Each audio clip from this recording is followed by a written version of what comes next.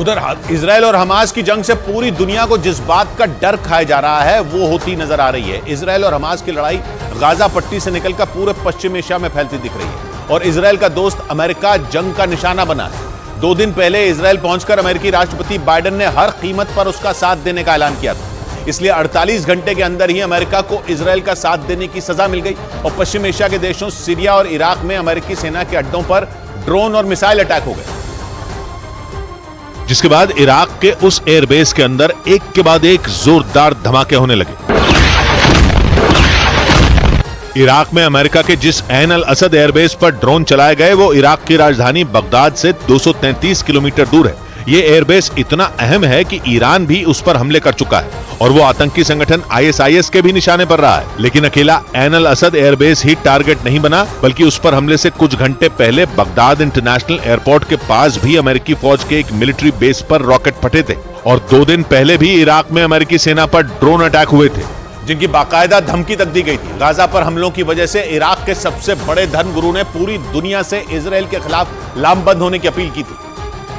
और पिछले हफ्ते इराक में ईरान के समर्थन वाले हथियारबंद गुटों ने अमेरिका को सीधी सीधी धमकी तक दी थी कि अगर अमेरिका ने इजरायल की जंग में उसकी मदद की तो अमेरिका पर ड्रोन और मिसाइलें बरसेंगी, मगर अमेरिका ने उनकी धमकी को तवज्जो तक नहीं दी थी। उल्टा 2 दिन पहले इजरायल की हिम्मत बढ़ाने के लिए बाइडेन खुद वहां पहुंच गए और पूरी दुनिया के सामने ताल ठोक कर कह दिया कि इजरायल अपनी हिफाजत के लिए हमास पर हमले करेगा और तब तक करता रहेगा जब तक हमास मिट्टी में न मिल जाए। इसके लिए बाइडेन ने हर कदम पर इजरायल का साथ देने की कसम तक खाई और नतीजा ये हुआ कि इराक में उसकी सेना पर हमले हो गए, जिसके बाद अमेरिका तो क्या पूरा यूरोप कांप उठा, क्योंकि इराक के जिस ऐन अल असद एयरबेस पर ड्रोन और मिसाइलें फटी उसमें अमेरिका के साथ यूरोप के कुछ देशों की सेनाएं भी तैनात हैं।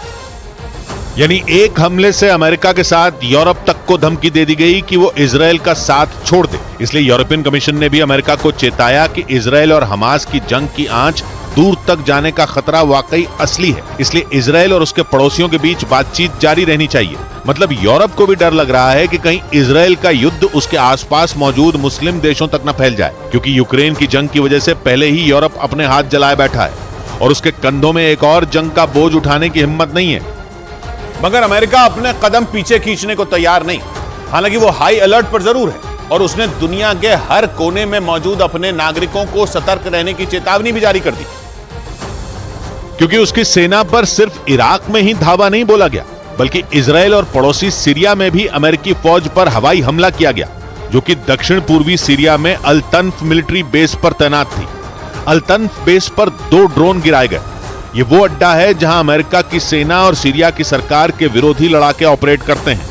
इसलिए इन हमलों के पीछे भी ईरान के समर्थन वाले लड़ाकों का हाथ होने का शक जताया जा रहा है, क्योंकि ईरान सीरिया की सरकार के साथ खड़ा है और उसके साथ मिलकर वहां के विद्रोहियों से लड़ रहा है। मगर अमेरिका सीरिया की सरकार के एकदम खिलाफ है, बल्कि अमेरिका तो सीरिया की सरकार को उखाड़ फेंकने की बात करता है। जिस वजह से सीरिया में अमेरिका और ईरान आमने सामने है और सीरिया ईरान का जिगरी दोस्त है। सीरिया की सीमा ईरान से लगती तक नहीं, मगर ईरान ने वहां बशर अल असद की सरकार को बचाने के लिए अपनी पूरी ताकत झोंकी हुई है।